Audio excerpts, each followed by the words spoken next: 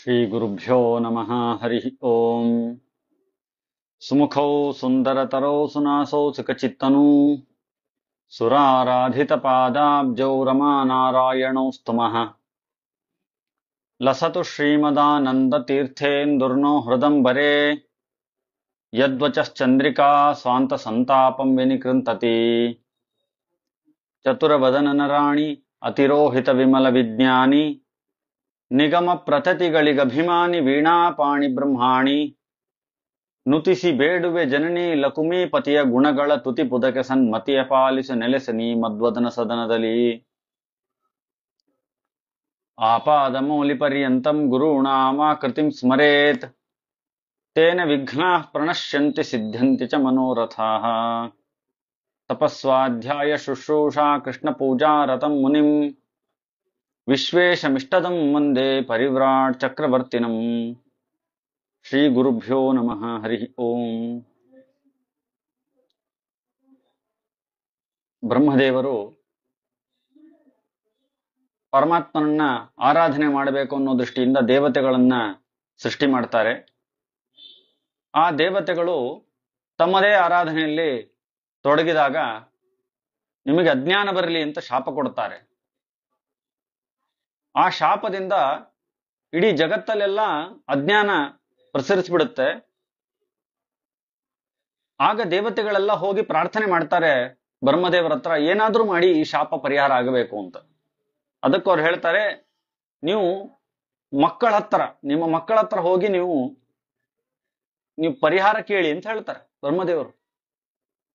ಇದೇನಪ್ಪ ಆಶ್ಚರ್ಯ ಅನ್ಕೊಂಡು ಆದ್ರೂ ದೇವತೆಗಳೆಲ್ಲ ಅವರ ಮಕ್ಕಳ ಹತ್ರ ಹೋದಾಗ ಅವರು 3 ವಿಧವಾಗಿರ್ತಕ್ಕಂತಹ ಪ್ರಾಯಶ್ಚಿತ್ತ ಇದೆ.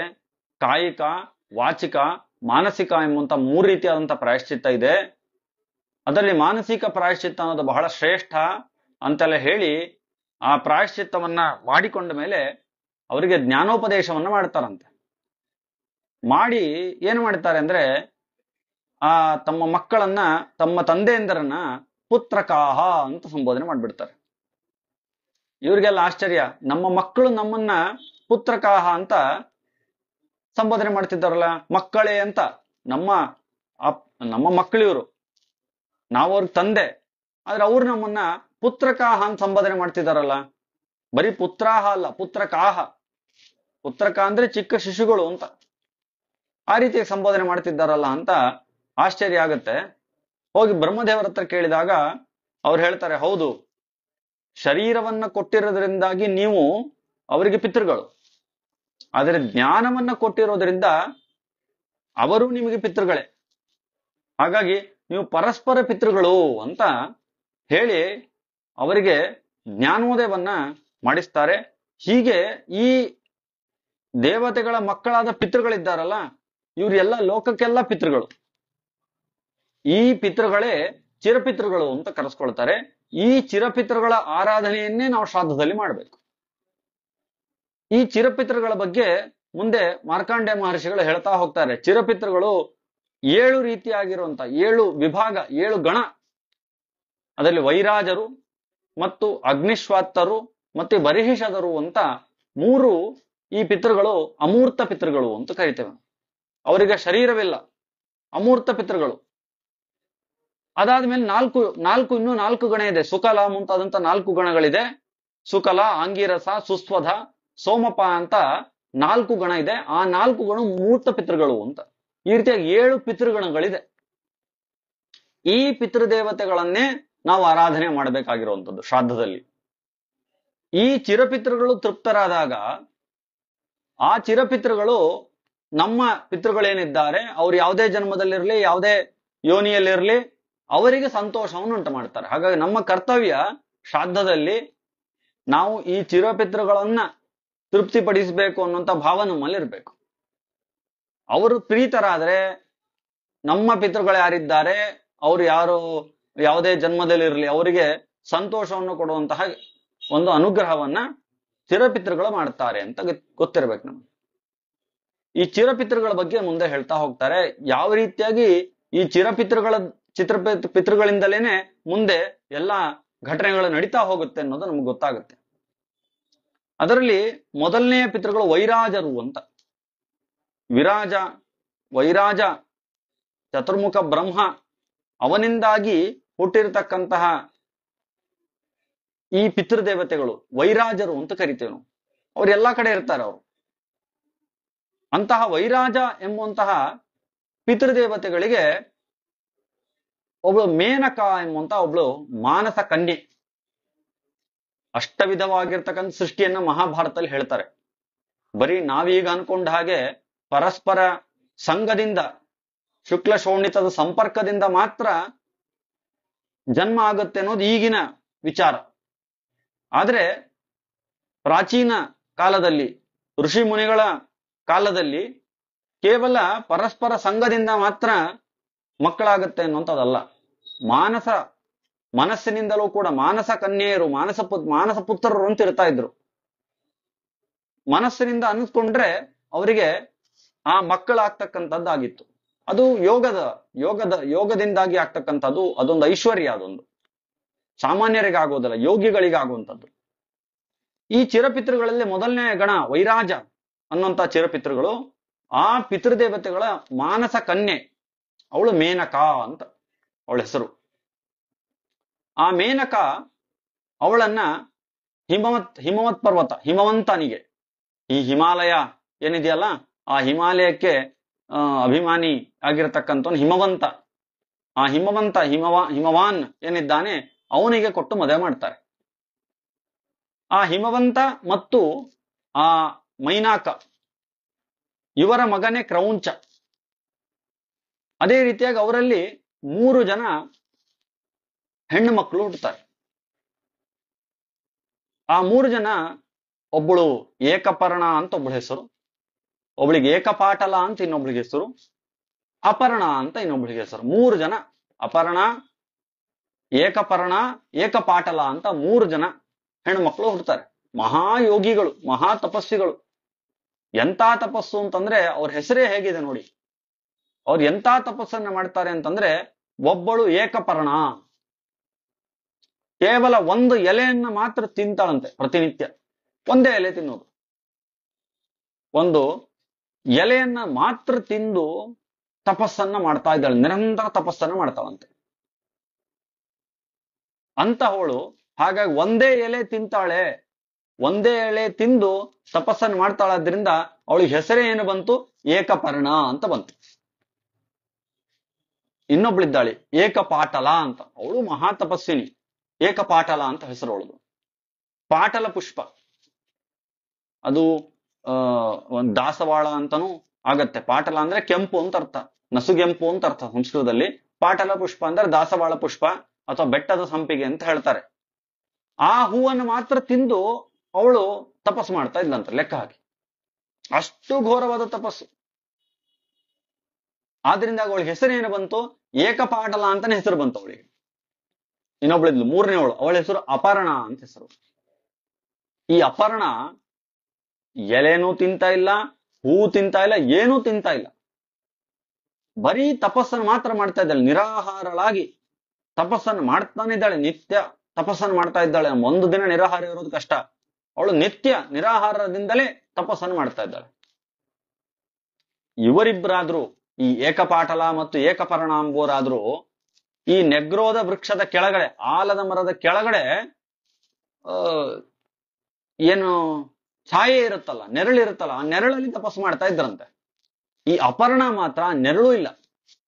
ನೆರಳಿಲ್ಲ ಅಷ್ಟೇ ಅಲ್ಲ, ಅವಳು 4 ಅಗ್ನಿಗಳನ್ನ ಸುತ್ತು ಹಾಕಿಕೊಂಡು ತಾನು ಮಧ್ಯದಲ್ಲಿದ್ದು ಸೂರ್ಯನನ್ನು ನೋಡುತ್ತಾ ಪಂಚಾಗ್ನಿ ತಪಸ್ಸನ್ನು ಮಾಡ್ತಾ ಇದ್ಲಂತ. ಲೆಕ್ಕ ಹಾಕಿ, ಪಂಚಾಗ್ನಿ ತಪಸ್ಸು. 4 ಕಡೆ ಅಗ್ನಿ ಹಾಕಿಕೊಂಡು ಮಧ್ಯದಲ್ಲಿ ತಾನು ನಿಂತು ಕೇವಲ ಅಂಗುಷ್ಟ ತಾಗಬೇಕು ನೆಲಕ್ಕೆ, ಆ ರೀತಿಯಾಗಿ ಊರ್ಧ್ವಮುಖಳಾಗಿ ನಿಂತು ಮೇಲೆ ಸೂರ್ಯನನ್ನು ನೋಡ್ತಾ ತಪಸ್ಸನ್ನು ಮಾಡ್ತಿದ್ದಾಳೆ. ಅದನ್ನು ಪಂಚಾಗ್ನಿ ತಪಸ್ಸು ಅಂತ ಕರೀತಾರೆ.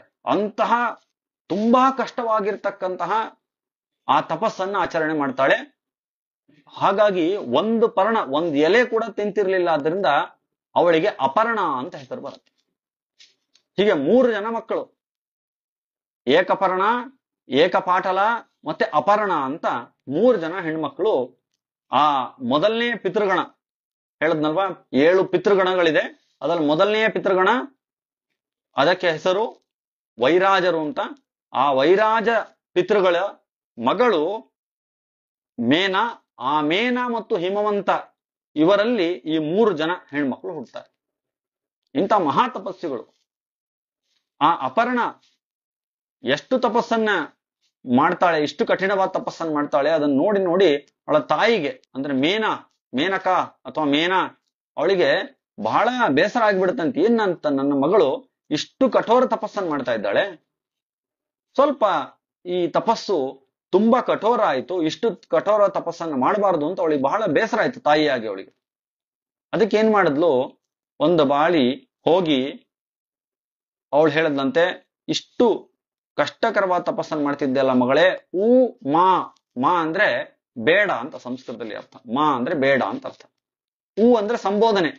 ನಾವೀಗೆಲ್ಲ ಕಲಿಯಲ್ವಾ, ಹೇ ಬಾ ಇಲ್ಲಿ ಹೋಗು ಅಂತೆಲ್ಲ ಕರಿತೀವಲ್ವಾ. ಸಂಸ್ಕೃತದಲ್ಲಿ ಸಂಬೋಧನೆ ಮಾಡಬೇಕು ಅಂತಂದ್ರೆ, ಯಾರನ್ನಾದ್ರೂ ಅಡ್ರೆಸ್ ಮಾಡಬೇಕು, ಕರಿಬೇಕು ಅಂತಂದ್ರೆ ನಾವೀಗ ಇಂಗ್ಲಿಷ್ ಅಲ್ಲಿ ಸರ್, ಮೇಡಮ್ ಅಂತ ಎಲ್ಲ ಕರಿತೀವಲ್ಲ, ಆ ರೀತಿಯ ಸಂಸ್ಕೃತದಲ್ಲಿ ಹಾಗಾಗಿ ಅವಳು ಅಂತ ಸಂಬೋಧನೆ ಮಾಡಿ, ಮಾ ಮಾಡಬೇಡಮ್ಮ, ಇಷ್ಟು ಕಠಿಣವಾದ ತಪಸ್ಸನ್ನು ಮಾಡಬೇಡ ಅಂತ ಹೇಳಿದ್ಲಂತೆ. ಹಾಗಾಗಿ ಅವಳಿಗೆ ಉಮಾ ಅಂತ ಹೆಸರು ಬಂತು. ಪರ್ವತರಾಜನಾದಂತಹ ಹಿಮವಂತನ ಮಗಳಾದ್ರಿಂದ ಅವಳಿಗೆ ಪಾರ್ವತಿ ಅಂತ ಹೆಸರು ಬಂತು. ನೋಡಿ, ಅಪರ್ಣ, ಪಾರ್ವತಿ, ದುರ್ಗಾ ಅಂತ ಸಂಸ್ಕೃತದಲ್ಲಿ ಪಾರ್ವತಿ ದೇವಿಗೆ ಅನೇಕ ಹೆಸರುಗಳು. ಅಪರ್ಣ ಅಂತ ಒಂದ್ ಹೆಸರು, ಉಮಾ ಅಂತ ಒಂದ್ ಹೆಸರು, ಪಾರ್ವತಿ ಅಂತ ಹೆಸರು.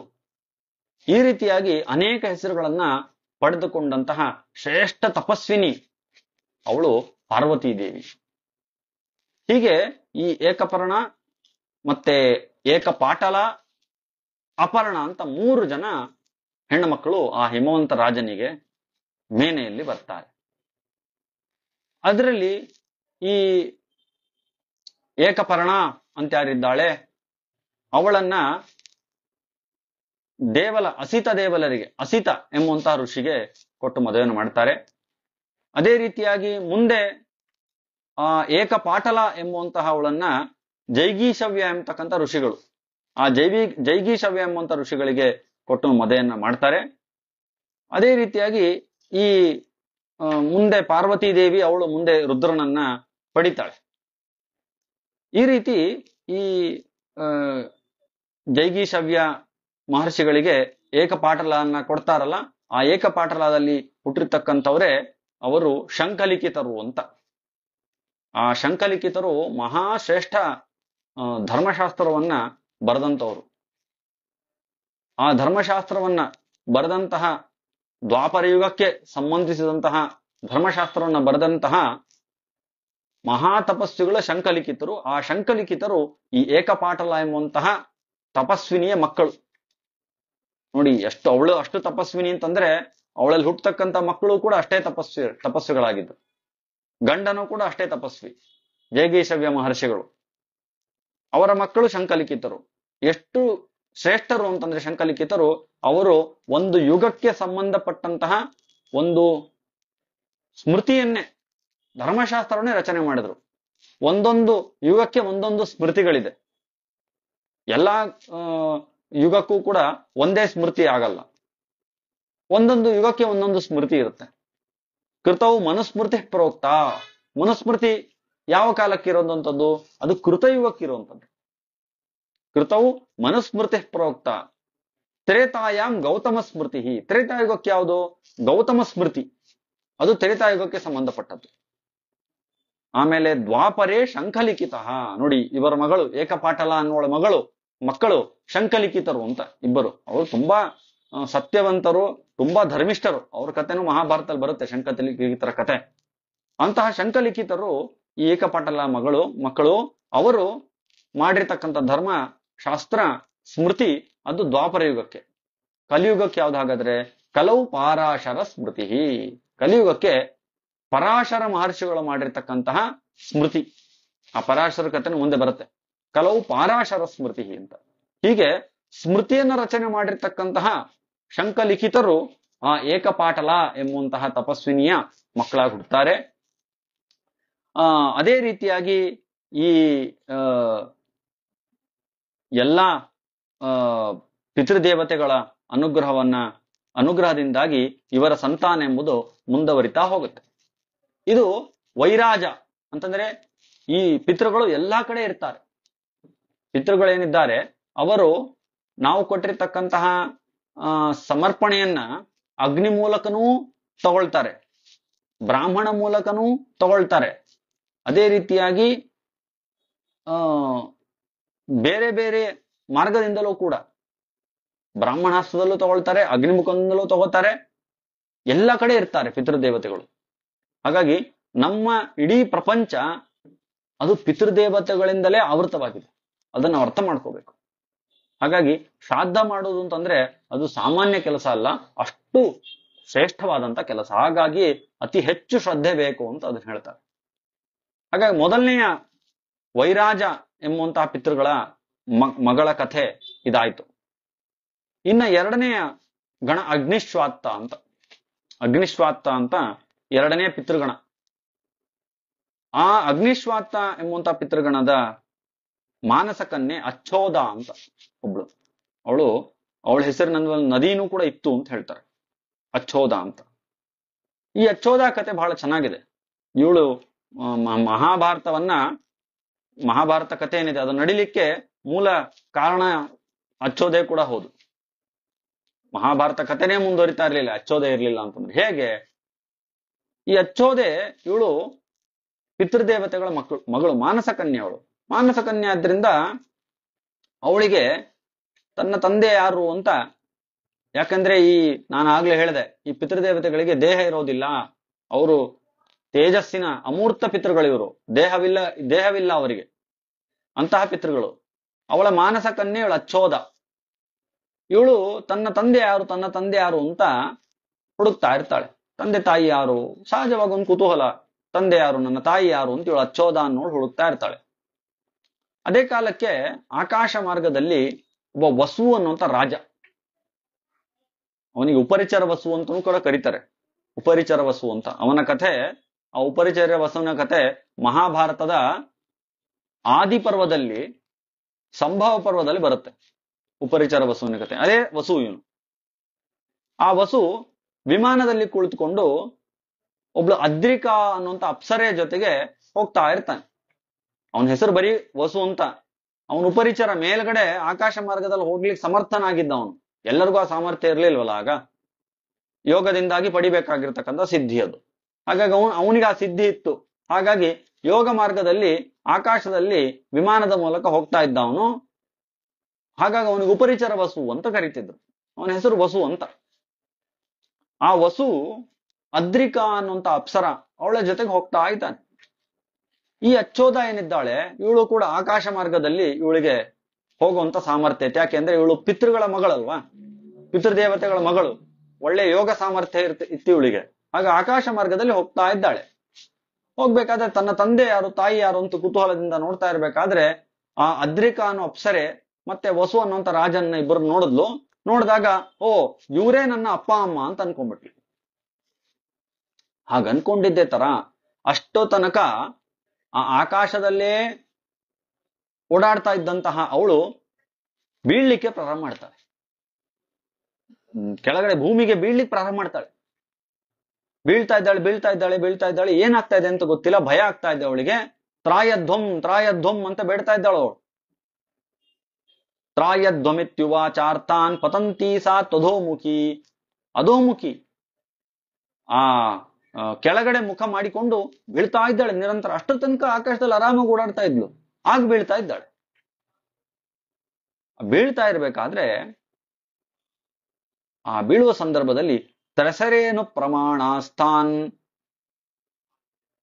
3 ತ್ರೆಸರೇಣು, ತ್ರಣುಕ ಅಂತ ಕರಿತೀವಿ ನಾವು. ತ್ರಣುಕ ಪರಮಾಣು, ದ್ವಣುಕ, ತ್ರಣುಕ ಅಂತ ಇರುತ್ತೆ. ಆ ತ್ರಣುಕದ ಗಾತ್ರದಷ್ಟು ಸಣ್ಣ ಶರೀರ ಇರ್ತಕ್ಕಂತಹ ಅವಳ ನಿಜವಾದ ತಂದೆಯಂದ್ರು ಅಂದ್ರೆ ಪಿತೃದೇವತೆಗಳು, ಅಗ್ನಿಶ್ವಾತ್ತ ಪಿತೃದೇವತೆಗಳು ಅವರು ಕಾಣ್ತಾರಂತೆ. ಕಂಡು ಅವಳಿಗೆ ಹೇಳ್ತಾರಂತೆ. ಇವಳು ಅವ್ರನ್ನ ಕೇಳ್ಕೊಳ್ತಾಳೆ, ಯಾರು ಅಂತ ಗೊತ್ತಿಲ್ಲ ಅವಳಿಗೆ, ಆದ್ರೆ ಕೇಳ್ತಾಳೆ, ತ್ರಾಯದ್ದೋಮ್ ಕಾಪಾಡ್ರಿ, ನನ್ನನ್ನು ಕಾಪಾಡ್ರಿ ಅಂತ ಹೇಳ್ತಾರೆ. ಹಾಗೆ ಹೇಳಿದಾಗ ಅವ್ರು ಹೇಳ್ತಾರಂತೆ, ತೈರುಕ್ತ ಸಾತು ಮಾ ಭೈಷೀಹಿ ಇತಿ ವ್ಯೋಮ್ನಿ ಪ್ರತಿಷ್ಠಿತ. ಅವ್ರು ಹೇಳಿದ ತಕ್ಷಣ ಹೆದರಬೇಡ ಅಂತ ಆಕಾಶದಲ್ಲಿ ಮತ್ತೆ ಹಾಗೆ ನಿಲ್ಲೋ ಹಾಗೆ ಮಾಡ್ತಾರಂತವಳು. ಆಮೇಲೆ ಅವಳಿಗೆ ಹೇಳ್ತಾರಂತೆ, ನಾವು ನಿಜವಾಗಿ ನಿನ್ನ ಪಿತೃಗಳು, ಆದ್ರೆ ನೀನು ತಪ್ಪು ತಿಳ್ಕೊಂಡಿ. ನಿನ್ನ ತಂದೆ ತಾಯಿ ಯಾರು ಅಂತ ನೀ ತಪ್ಪು ತಿಳ್ಕೊಂಡಿ. ಆ ವಸು ತಂದೆ, ಆ ಅದ್ರಿಕಾ ತಾಯಿ ಅಂತ ತಪ್ಪು ತಿಳ್ಕೊಂಡಿ ನೀನು. ಈ ತಪ್ಪು ತಿಳಿದ ಪರಿಣಾಮದಿಂದ ನೀನು ಯೋಗ ಭ್ರಷ್ಟೆ ಆದಿ. ಯೋಗ ನಿಂದು ನಾಶ ಆಯ್ತು. ನಿಂದು ಆ ಸಾಮರ್ಥ್ಯ, ಯೋಗ ಸಾಮರ್ಥ್ಯ ನಾಶ ಆಯ್ತು. ನೋಡಿ ಎಷ್ಟು ಸಣ್ಣ ತಪ್ಪು. ಅಷ್ಟು ಸಣ್ಣ ತಪ್ಪಿಗೆ ಅವಳೇನ್ ಬೇಕು ಅಂತ ಮಾಡಿದ್ದಲ್ಲ, ಯೋಗವೇ ಭ್ರಷ್ಟವಾಗೋಯ್ತು. ತಪ್ಪು ಕೂಡ. ಮತ್ತೆ ದೇವತೆಗಳಿಗೆ ಯಾವತ್ತೂ ಕೂಡ ತಪ್ಪು ಮಾಡಿದ್ರೆ ಅದೇ ಆಗಲೇನೆ ಅವರಿಗೆ ಅದರ ಶಿಕ್ಷೆ ಆಗಬೇಕಂತ. ಸದ್ಯ ಫಲಂತಿ ಕರ್ಮಾಣಿ ದೇವತ್ವೇ ಪ್ರೇತ್ಯ ಮಾನುಷೇ. ಮನುಷ್ಯರಿಗಾಗುವಾಗ ಸತ್ತ ಮೇಲೆ ಮುಂದಿನ ಜನ್ಮದಲ್ಲಿ. ಆದ್ರೆ ದೇವತೆಗಳಿಗಾದ್ರೆ ಆಗ್ಲೇನೆ ಅವರಿಗೆ ಶಾಪ ಬರುತ್ತಂತ. ಅದಕ್ಕೆ ನೋಡಿ, ಎಲ್ಲಾ ದೇವತೆಗಳಿಗೂ ಕೂಡ ಆಗ್ಲೇ ತಕ್ಷಣ ಶಾಪ, ತಕ್ಷಣ ಭೂಮಿಗೆ ಬರ್ತಾರೆ, ತಕ್ಷಣ ಅವರದ್ದು ಶಾಪ ಫಲ ಪ್ರವೃತ್ತಿ ಆಗ್ತಾ ಹೋಗ್ಬಿಡುತ್ತೆ. ನಮ್ದಾದ್ರೆ ಹಾಗಲ್ಲ. ನಮ್ದು ಸತ್ತ ಮೇಲೆ ಮುಂದಿನ ಜನ್ಮ, ಅದ್ರ ಮುಂದಿನ ಜನ್ಮ ಅಂತೆಲ್ಲ ಮುಂದುವರಿತಾ ಹೋಗುತ್ತೆ. ದೇವತೆಗಳದ್ದು ಹಾಗೆ, ಯಾಕಂದ್ರೆ ಅಷ್ಟು ಯೋಗ್ಯರಲ್ವಾ. ಅವ್ರು ತಪ್ಪು ಮಾಡಿದ್ರೆ ಅವ್ರಿಗೆ ಬೇಗ ಶಿಕ್ಷೆ, ಜಾಸ್ತಿ ಶಿಕ್ಷೆ ಅವರಿಗೆ. ಆಗ ಅದಕ್ಕೆ ಅವ್ರ ಪಿತೃಗಳು ಹೇಳ್ತಾರಂತೆ, ನೀನ್ ತಪ್ಪು ತಿಳಿದಿದ್ದಿ, ಹಾಗಾಗಿ ನೀನು ಮನುಷ್ಯಳಾಗಿ ಹುಡ್ತಿ. ಆದ್ರೆ ಮನುಷ್ಯಳಾಗಿ ಹುಟ್ಟಿ ಆದ್ರೆ ನೀನು ಒಳ್ಳೆ ಯೋಗ ಸಾಮರ್ಥ್ಯ, ಒಳ್ಳೆ ಸಾಮರ್ಥ್ಯ ಇರೋಳಾದ್ರಿಂದ ನಿನ್ನಲ್ಲಿ ಭಗವಂತನಾದ ವೇದವ್ಯಾಸ ದೇವರೇ ಅವತಾರ ಮಾಡಿ ವೇದ ವಿಭಾಗವನ್ನ ಮಾಡ್ತಾರೆ. ಅಷ್ಟು ಮಹಾ ಜ್ಞಾನಿಗಳಾದ ಭಗವಂತನಾದ ವೇದವ್ಯಾಸರಿಗೆ ಜನ್ಮ ಕೊಡೋಳಾಗ್ತಿ ನೀನು. ಆದ್ರೆ ಮನುಷ್ಯ ಜನ್ಮದಲ್ಲಿ ನೀನ್ ಹುಡ್ತೀಯಾ, ಇದೇ ನೀನು ತಂದೆ ಅನ್ಕೊಂಡಿದ್ಯಲ್ಲ ವಸು ಅನ್ನುವಂತ ರಾಜ, ಅವನೇ ನಿನಗಪ್ಪ ಆಗ್ತಾನೆ. ಈ ಅದ್ರಿಕಾ ಅಂತ ಅನ್ಕೊಂಡಿದ್ದಾಳಲ್ಲ, ಈ ಅಪ್ಸರಸ ಸ್ತ್ರೀ, ಅವಳೇ ನಿಂಗೆ ತಾಯಿ ಆಗ್ತಾಳೆ ಅಂತ ಹೇಳ್ಬಿಡ್ತಾರೆ. ಹೀಗೆ ಅವರಿಗೆ ಶಾಪವನ್ನು ಕೊಡ್ತಾರೆ. ಒಂದ್ ರೀತಿ ವರನೂ ಹೌದು, ಒಂದ್ ರೀತಿ ಶಾಪನೂ ಹೌದು. ಯಾಕೆ ಭಗವಂತ ವೇದವ್ಯಾಸ ದೇವ ಇವಳ ಅವತಾರ ಆಗ್ಬೇಕು ಅಂತ ಶಾಪವನ್ನು ಕೊಡ್ತಾರೆ. ಸರಿ, ಅಷ್ಟೊತ್ತಿಗೆ ಆ ವಸು ಮತ್ತೆ ಅದ್ರಿಕಾ ಅವರು ಆ ಕಡೆ ಹೋಗ್ಬೇಕಾದ್ರೆ ಆ ವಸುವಿನ ರಾಜ್ಯದಲ್ಲಿ ಆ ವಸುವಿನ ಪತ್ನಿ ಶುಕ್ತಿಮತಿ ಅಂತ ಪತ್ನಿ. ಆ ಶುಕ್ತಿಮತಿ ಮತ್ತು ವಸು ಅವರಿಬ್ಬರು ಪರಸ್ಪರ ಜೀವನ ಮಾಡ್ತಿರ್ಬೇಕಾದ್ರೆ ಒಂದು ಬಾರಿ ಈ ವಸುರಾಜ ಏನಿದ್ದಾನೆ ಅವನು ಬೇಟೆಗಂತ ಹೋಗ್ತಾನೆ. ಆಗ ಬೇಟೆಗಂತ ಹೋದಾಗ ಅವನ ಅಲ್ಲಿ ನಡ್ತಕ್ಕಂತಹ ಅಪೂರ್ವವಾದಂತಹ ಘಟನೆಯಿಂದಾಗಿ ಅವನ ಒಂದು ಶಕ್ತಿ ಸಾಮರ್ಥ್ಯ, ಅದರ ಪರಿಣಾಮದಿಂದಾಗಿ ಅವನ ಪತ್ನಿ ಅಲ್ಲಿ ಮಕ್ಕಳು ಹುಟ್ಟಬೇಕಾಗಿತ್ತು. ಆದ್ರೆ ಆಗ ನಡೆದಂತಹ ವಿಚಿತ್ರವಾದ ಘಟನೆಯಿಂದ ಅವನ ಶಕ್ತಿ ಅದು ಅವನ ಪತ್ನಿಗೆ ತಲುಪಬೇಕಿತ್ತು. ಅದು ಅವಳಿಗೆ ತಲುಪದೇನೆ ಮಧ್ಯದಲ್ಲಿ ಆ ನೀರಿನಲ್ಲಿ ಬಿದ್ದು ಆ ಒಂದು ಮತ್ಸ್ಯ, ಒಂದು ಮೀನು, ಆ ಮೀನು ಆ ರಾಜನ ಶಕ್ತಿಯನ್ನ ತೆಗೆದುಕೊಂಡ್ಬಿಡುತ್ತೆ. ಅದರಿಂದ ಆ ಮೀನಿನಲ್ಲಿ ಇಬ್ಬರು ಮನುಷ್ಯ ಅವರ ಒಂದು ಗರ್ಭ ಬರುತ್ತೆ. ಆಶ್ಚರ್ಯ ನೋಡ್ರಿ, ಯಾಕೆ ಹೀಗಾಯ್ತು ಅಂತ ಕೇಳಬಹುದು. ಆ ಪಿತೃದೇವತೆಗಳು ಏನ್ ಹೇಳಿರ್ತಾಳೆ ಅಂದ್ರೆ, ಆ ಅದ್ರಿಕಾಗೂ ಶಾಪ ಕೊಟ್ಟಿರ್ತಾರೆ. ಶಾಪ ಏನ್ ಕೊಟ್ಟಿರ್ತಾರೆ ಅಂದ್ರೆ, ನೀನು ಇವಳಿಗೆ ತಾಯಿ ಆಗ್ಬೇಕು ಅಂದ್ರೆ ಅವಳಿಗೂ ಶಾಪ ಅಲ್ವಾ ಪಾಪ. ಈ ಅಚ್ಚೋದ ಏನಿದ್ದಾಳೆ ಅವಳು ಮನುಷ್ಯಳಾಗಿ ಹುಟ್ಟಬೇಕು, ಇವಳೇ ತಾಯಿಯಾಗಿ ಹುಟ್ಟಬೇಕು ಅಂದ್ರೆ ಅವಳಿಗೂ ಸುಮ್ನೆ ಬಂತಲ್ಲ, ಈಗ ಮನುಷ್ಯನ ಜನ್ಮ ಪಡಿಬೇಕು ಅಂತ ಆಗ್ಬಿಡತ್ತಲ್ಲ. ಅದಕ್ಕೆ ಅವ್ರು ಹೇಳಿದ್ರು, ನೀ ಹಾಗಾಗೋದಿಲ್ಲ, ನೀ ಮೀನಾಗಿ ಹುಡ್ತೀಯ, ಮೀನಾಗಿ ಮನುಷ್ಯರನ್ನ ನೀನು ಪಡಿತೀಯ, ಮನುಷ್ಯರನ್ನ ಪಡೆದಾಗ ನಿನ್ನ ಶಾಪ ನಿವೃತ್ತಿ ಆಗತ್ತೆ ಅಂತ. ಈ ವಿಚಿತ್ರವಾದ ಘಟನೆಗಳು, ಪರಮಾತ್ಮನ ಸಂಕಲ್ಪ ಎಲ್ಲವೂ ಕೂಡ. ಅದರಿಂದ ಆ ಮೀನಿನಲ್ಲಿ 2 ಮಕ್ಕಳು ಹುಡ್ತಾರೆ.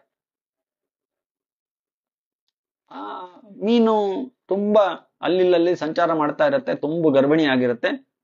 ಆ ನದಿ ದಂಡೆಯಲ್ಲಿ ಮೀನುಗಾರರು ಇರ್ತಾರಲ್ವಾ, ಆ ಮೀನುಗಾರರು ಬಲೆಯನ್ನು ಹಾಕಿದಾಗ ಆ ಮೀನು ತುಂಬಾ ಗರ್ಭಿಣಿ ಆಗಿರ್ತಕ್ಕಂಥ ಮೀನು ಸಿಗುತ್ತೆ. ಮೀನ್ ಸಿಕ್ಕಾಗ ಅದನ್ನ ಕರ್ಕೊಂಡ್ ಬರ್ತಾರೆ. ಕರ್ಕೊಂಡ್ ಬಂದ ಮೀನನ್ನು ಸೀಳಿದ್ರೆ 2 ಮಕ್ಕಳಿದ್ದಾರೆ ಅದರಲ್ಲಿ. ಆ ಮೀನನ್ನ ಹಿಡಿತಕ್ಕಂತಹ ಏನ್ ಗುಂಪಿರುತ್ತೆ ಅದಕ್ಕೆ ನಾಯಕ, ಅವನಿಗೆ ದಾಶರಾಜ ಅಂತ ಕರೀತಾರೆ. ಆ ದಾಶರಾಜ ಬೆಸ್ತರಗೆ ಒಡೆಯ ಅವನು. ಅವನಿಗೆ ತಂದು ತೋರಿಸ್ತಾರಲ್ಲ ಬೆಸ್ತರು, ಅಯ್ಯೋ ಹೀಗಾಗೋಗಿದೆ ಅಂತ. ಅವನು ನೋಡ್ತಾನೆ, ಹಾಗಾದ್ರೆ ಇದು ತುಂಬಾ ಅಪರೂಪದ ಒಂದು ಘಟನೆ, ಮತ್ತು ಈ ಮಕ್ಕಳು ಕೂಡ ತುಂಬಾ ದಿವ್ಯವಾದ ಕಾಂತಿಯಿಂದ ಶೋಭಿಸ್ತಾ ಇದ್ದಾರೆ, ಹಾಗಾಗಿ ನಮಗ್ ಸೇರ್ಬೇಕಾಗಿದ್ದಲ್ಲ, ಇದು ರಾಜನಿಗೆ ಸೇರಬೇಕಾಗಿದ್ದು ಅಂತ. ಹಿಂದಿನ ಕಾಲದಲ್ಲಿ ಯಾವುದೇ ಅಲೌಕಿಕವಾದಂತ ವಸ್ತು ಸಿಕ್ಕರೆ ಅದು ರಾಜನ ಸಂಪತ್ತು ಅಂತ. ಈಗಲೂ ಕೂಡ ಹಾಗೆ ಅಲ್ವಾ? ನಮ್ದು ಎಲ್ಲೋ ನಾವು ಮನೆ ಅಗಿಬೇಕಾದ್ರೆ ಏನಾದ್ರೂ ಬಂಗಾರದ ನಿಧಿ ಏನಾದ್ರು ಸಿಕ್ಕರೆ ಅದು ಯಾರಿಗೆ ಸೇರ್ಬೇಕು? ಮನೆ ನಂದು, ಸೈಟ್ ನಂದು ಅಂತ ನಾನ್ ತಗೊಳ್ತೀನಿ ಅಂದ್ರೆ ಆಗಲ್ಲ, ಅದು ಗವರ್ಮೆಂಟಿಗೆ ಸೇರ್ಬೇಕದು. ಹಾಗೆ ಯಾವುದೇ ಅಲೌಕಿಕವಾಗಿರ್ತಕ್ಕಂತಹ ಅಥವಾ ತುಂಬಾ ಬೆಲೆ ಬಾಳ್ತಕ್ಕಂತಹ ಪದಾರ್ಥ ಇದ್ರೆ ಅದು ರಾಜನಿಗೆ ಹೋಗಬೇಕು. ಅದಕ್ಕೆ ಒಂದು ದಾಶರಾಜ ಹೇಳ್ತಾನಂತೆ, ಇದು ನಮಗೆ ಸಂಬಂಧಪಟ್ಟಿಲ್ಲ, ಇದು ರಾಜನಿಗೆ ನಾವು ತಲುಪಿಸಬೇಕು ಅಂತ. ಆ ವಸು ಅನ್ನುವಂತ ರಾಜನಿಗೆ ತಲುಪಿಸ್ತಾನಂತೆ. ಆ ವಸು ರಾಜ ನೋಡ್ತಾನಂತೆ, ಆ ಗಂಡು ಮಗು, ಅವನ ಕಾಲಿನಲ್ಲಿ ವಜ್ರದ ಚಿಹ್ನೆ, ವಜ್ರದ ಚಿಹ್ನೆ, ಈ ಕೈ ಮತ್ತು ಕಾಲುಗಳಲ್ಲಿ ಚಿಹ್ನೆಗಳಿರ್ತಾವಂತೆ. ಅದು ದೇವತೆಗಳಾಗಿದ್ರೆ ಚಿಹ್ನೆಗಳು ಸ್ಪಷ್ಟವಾಗಿ ಗೋಚರಿಸ್ತವೆ. ಹಾಗಾಗಿ ಕೃಷ್ಣ ಪರಮಾತ್ಮ ಆ ಕಾಳಿಯ ನಾಗನ ಮೇಲೆ ನರ್ತನ ಮಾಡಿದಾಗ ಅವನ ತಲೆ ಮೇಲೆ ಶಂಖ ಚಕ್ರಗಳ ಚಿಹ್ನೆ ಬಿತ್ತಂತೆ.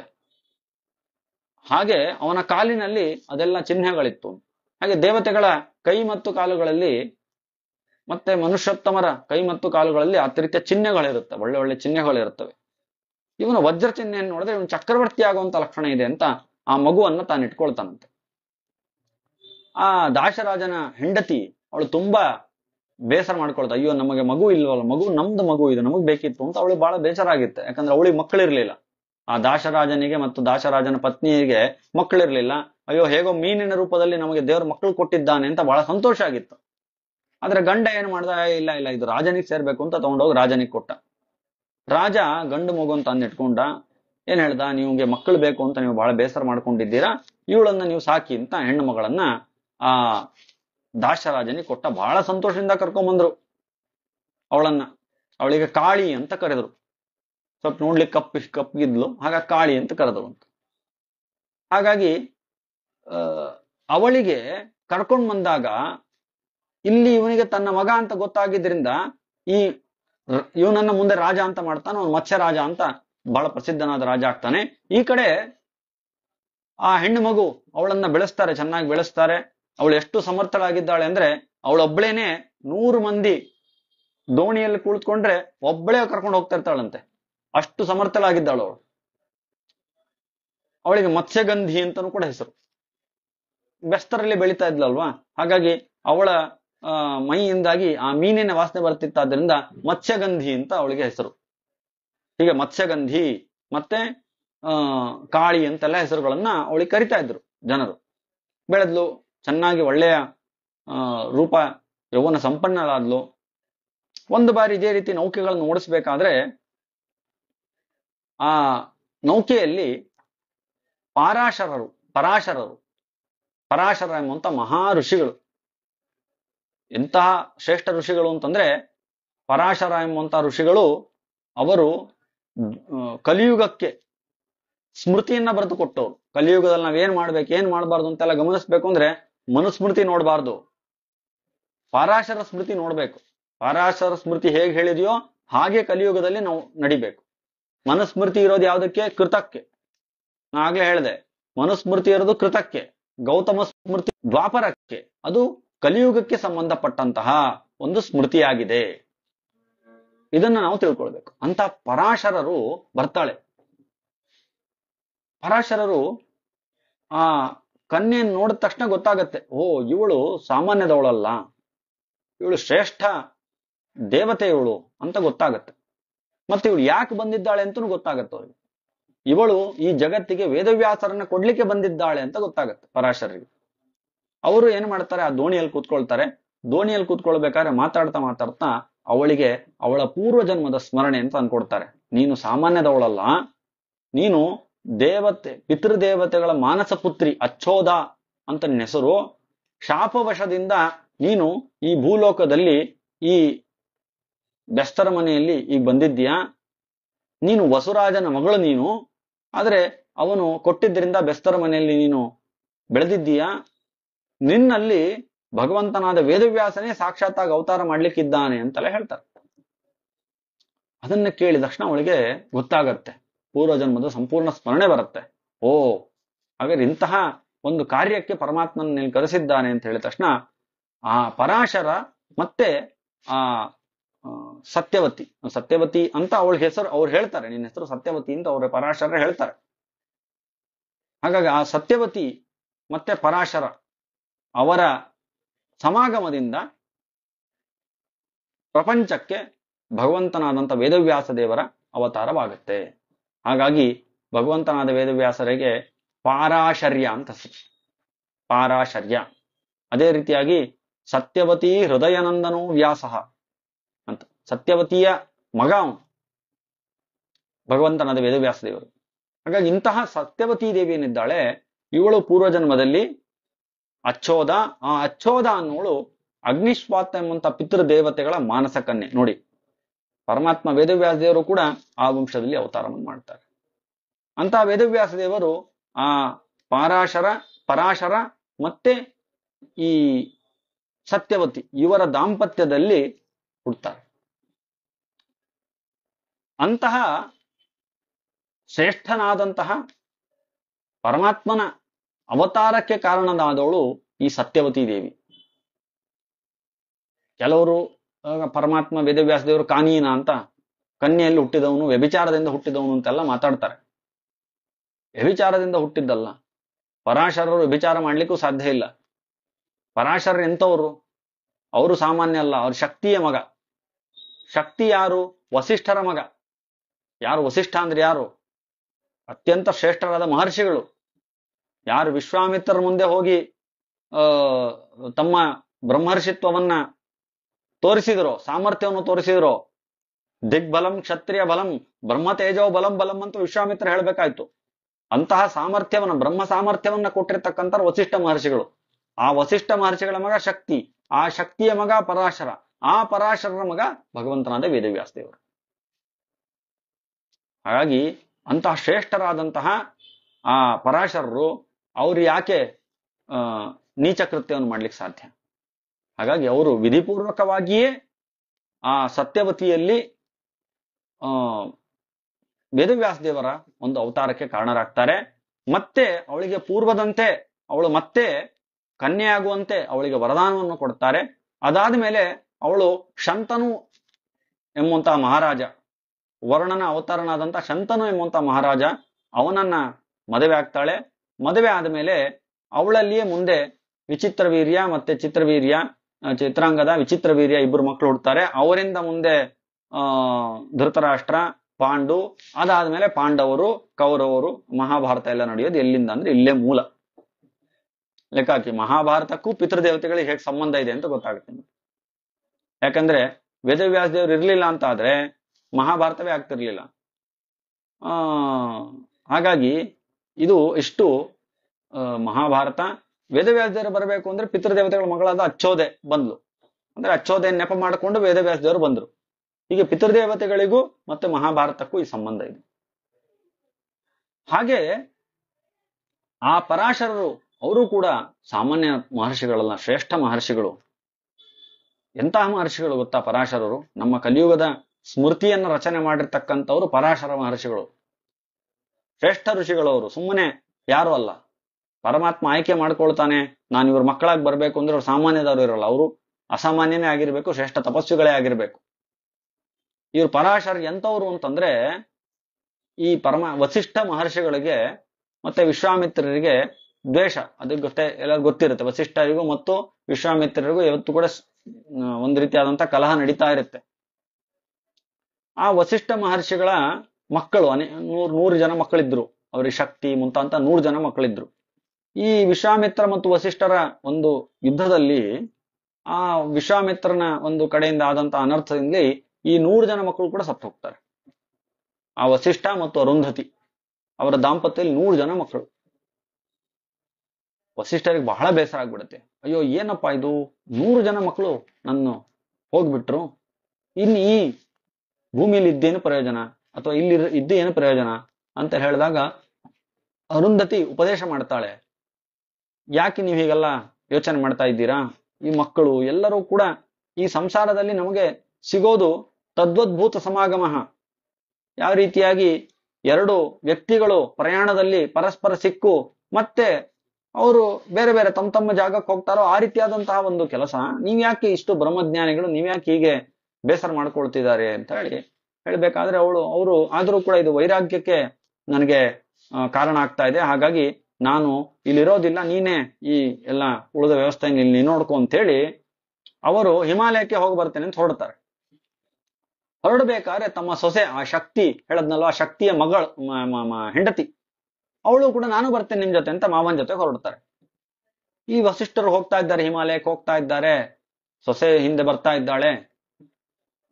ಒಂದ್ ಸ್ವಲ್ಪ ಹೊತ್ತಾದ ಮೇಲೆ ಹಿಂದೆ ಒಂದು ವೇದದ ಶ್ರವಣ ಆಗ್ಲಿಕ್ಕೆ ಶುರು ಆಯ್ತಂತವ್ರಿಗೆ. ವೇದ ಕೇಳಲಿಕ್ಕೆ ಪ್ರಾರಂಭ ಆಯ್ತಂತೆ. ಎಲ್ಲಿಂದ ವೇದ ಇದು ಅಂತ ಯೋಚನೆ, ಎಲ್ಲಿ ಸುತ್ತಮುತ್ತಲು ಜನ ಯಾರು ಇಲ್ಲ, ಹಿಂದೆ ನೋಡಿದ್ರೆ ಸೊಸೆ ಮಾತ್ರ, ಎಲ್ಲಿಂದ ವೇದ ಅಂತ ಹೇಳಿದಾಗ ಆಗ ಗೊತ್ತಾಗತ್ತೆ, ಆ ಸೊಸೆಯ ಹೊಟ್ಟೆಯಲ್ಲಿ ಇರ್ತಕ್ಕಂತಹ ಶಿಶು, ಅದರ ಬಾಯಿಯಿಂದ ವೇದ ಬರ್ತಾ ಇದೆ. ವಸಿಷ್ಠರಿಗೆ ಬಹಳ ಸಂತೋಷ ಆಗೋಯ್ತಂತ. ಓ, ನನ್ನ ಮಗ ಶಕ್ತಿ, ಅವನು ಹೋಗಬೇಕಾದ್ರೆ ತನ್ನ ಪತ್ನಿಯಲ್ಲಿ ತನ್ನದ್ದೇ ರೂಪವನ್ನು ಇಟ್ಟು ಹೋಗಿದ್ದಾನೆ ಅಂತ ಹೇಳಿ ಬಹಳ ಸಂತೋಷ ಆಯ್ತು. ನನ್ನ ಈ ಒಂದು ಸಂತತಿ ಇದು ಮುಂದುವರಲಿಕ್ಕೆ ಕಾರಣ ಆಗುತ್ತೆ ಅಂತ ಹೇಳಿ ಇಂಥ ಮಹಾತ್ಮ ಗರ್ಭದಲ್ಲಿ ವೇದವನ್ನು ಹೇಳ್ತಾ ಇದ್ದಾನೆ, ಅಂತ ಮಹಾತ್ಮ ನಮ್ಮ ಕುಲಕ್ಕೆ ಬರ್ತಾನೆ ಅಂತ ಹೇಳಿ ಮತ್ತೆ ಆ ಸೊಸೆಯನ್ನ ಮತ್ತೆ ಅರುಂಧತಿ ಹತ್ರ ಮತ್ತೆ ವಾಪಸ್ ಆಶ್ರಮಕ್ಕೆ ಹೋಗೋಣ ಬಾ ಅಂತ ಹೇಳಿ ಕರ್ಕೊಂಡು ಹೋಗ್ತಾರೆ. ಹಾಗಾಗಿ ಪರಾಶ ಅಂದ್ರೆ ದುಃಖ. ವಸಿಷ್ಠರಿಗೆ ಪಾಪ ಬಹಳ ದುಃಖ ಆಗಿತ್ತು. ಆ ದುಃಖವನ್ನೆಲ್ಲ ಕಳೆದದ್ರಿಂದ ಅವನಿಗೆ ಪರಾಶರ ಅಂತ ಹೆಸರು ಬಂತು. ನೋಡಿ, ಎಂತ ಶ್ರೇಷ್ಠ, ಗರ್ಭದಲ್ಲಿಯೇನೆ ವೇದವನ್ನು ಹೇಳಿದಂತಹ ಶ್ರೇಷ್ಠ ಮಹರ್ಷಿ ಪರಾಶರ ಮಹರ್ಷಿ. ಅವರ ಸ್ಮೃತಿ ಕಲಿಯುಗಕ್ಕೆ ನಮಗೆ ಇರತಕ್ಕಂಥದ್ದು, ಅದನ್ನು ನಾವು ಅನುಸರಿಸಬೇಕು ಅಂತ. ಹಾಗಾಗಿ ಎಲ್ಲ ಗಲಾಟೆ ಮಾಡ್ತಾ ಇರ್ತಾರಲ್ಲಮ್ಮ, ಮನುಸ್ಮೃತಿ ಹಂಗ್ ಮಾಡ್ತೀವಿ ಹಿಂಗ್ ಮಾಡ್ತೀವಿ ಅಂತ. ಸರಿಯಾಗಿ ಶಾಸ್ತ್ರ ಓದಿದ್ರೆ ಗೊತ್ತಾಗುತ್ತೆ ಯಾವ ಯುಗಕ್ಕೆ ಯಾವ ಸ್ಮೃತಿ ಅಂತ. ಅದು ಬೇರೆ, ಅವ್ರು ಓದಿರೋದು ಇಲ್ಲ, ಗಲಾಟೆ ಮಾಡ್ತಾ ಇರ್ತಾರೆ, ಅದು ಬೇರೆ. ಪರಾಶರ ಸ್ಮೃತಿಯೂ ಗೊತ್ತಿಲ್ಲ, ಗೌತಮ ಸ್ಮೃತಿನೂ ಗೊತ್ತಿಲ್ಲ, ಯಾವ ಸ್ಮೃತಿನೂ ಗೊತ್ತಿಲ್ಲ. ಅಂತ ಪರಾಶರರ ಮಗನಾಗಿ ವೇದವ್ಯಾಸ ದೇವರು ಬರ್ತಾರೆ. ಆ ವೇದವ್ಯಾಸ ದೇವರಲ್ಲಿ ವೇದವ್ಯಾಸ ದೇವರು ವೇದ ವಿಭಾಗವನ್ನು ಮಾಡ್ತಾರೆ. 4 ವೇದ ವಿಭಾಗವನ್ನು ಮಾಡ್ತಾರೆ. ಮೊದಲು ಒಂದೇ ಆಗಿದ್ದಂತ ವೇದ, ಅದನ್ನ ತ್ರಯಿ ಅಂತ 3 ವಿಭಾಗ ಮಾಡ್ತಾರೆ. ಋಗ್ವೇದ, ಯಜುರ್ವೇದ, ಸಾಮವೇದ ಅಂತ. ಆ ವೇದಗಳ ಅರ್ಥಕ್ಕೋಸ್ಕರವಾಗಿ ಬ್ರಹ್ಮಸೂತ್ರವನ್ನ ಬರೀತಾರೆ. ಅದಾದ ಮೇಲೆ ಅದಕ್ಕೋಸ್ಕರ ಪುರಾಣಗಳನ್ನ ಬರೀತಾರೆ, ಇನ್ನೂ ಸುಲಭವಾಗಿ ಅರ್ಥ ಆಗಬೇಕು ಅಂತ. ಆದ್ಮೇಲೆ ಅವರು ಮಹಾಭಾರತವನ್ನು ಕೂಡ ರಚನೆ ಮಾಡುತ್ತಾರೆ. ಮಹಾಭಾರತವನ್ನ ಯಾವಾಗ ರಚನೆ ಮಾಡಿದ್ದು ಅಂತಂದ್ರೆ, ಮಹಾಭಾರತ ಆಗೋಕ್ಕಿಂತ 650 ವರ್ಷಗಳ ಮುಂಚೆನೆ ಮಹಾಭಾರತವನ್ನು ರಚನೆ ಮಾಡಿದ್ದಾರೆ. ಹಾಗಾಗಿ ವ್ಯಾಸ ಷಟ್ಸುತ ವರ್ಷೀಯ ಧೃತರಾಷ್ಟ್ರ ಮಜೀಜನತ್ವ ಅಂತ.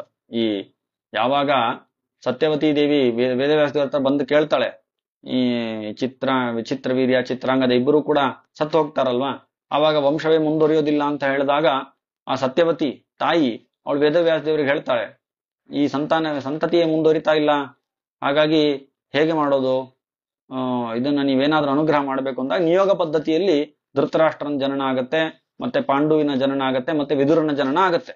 ಅದು ವೇದವ್ಯಾಸ ದೇವರ ಅನುಗ್ರಹದಿಂದಲೇ ಆಗೋದು ಅದೆಲ್ಲವೂ ಕೂಡ.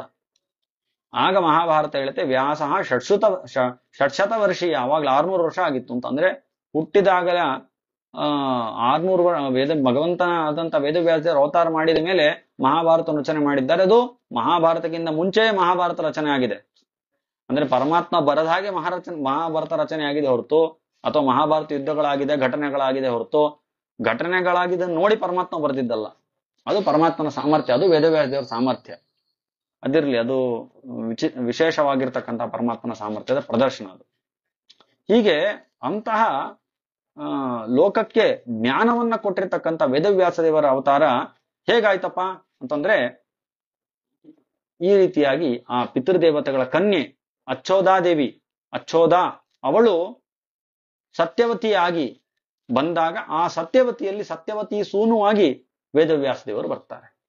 ಇದು ಎರಡನೇ ಗಣ ನಾನೀಗ ಹೇಳದ್ನಲ್ವಾ, ಮೊದಲನೇ ಗಣ ವೈರಾಜ, ಅವರ ಮಗಳು ಮೇನಕ, ಅವಳಿಂದ ಆಮೇಲೆ ಮೈನಾಕ, ಕ್ರೌಂಚ, ಆಮೇಲೆ ಅಲ್ಲಿ ಅಪರ್ಣ, ಏಕಪರ್ಣ, ಏಕಪಾಟಲ ಅಂತ.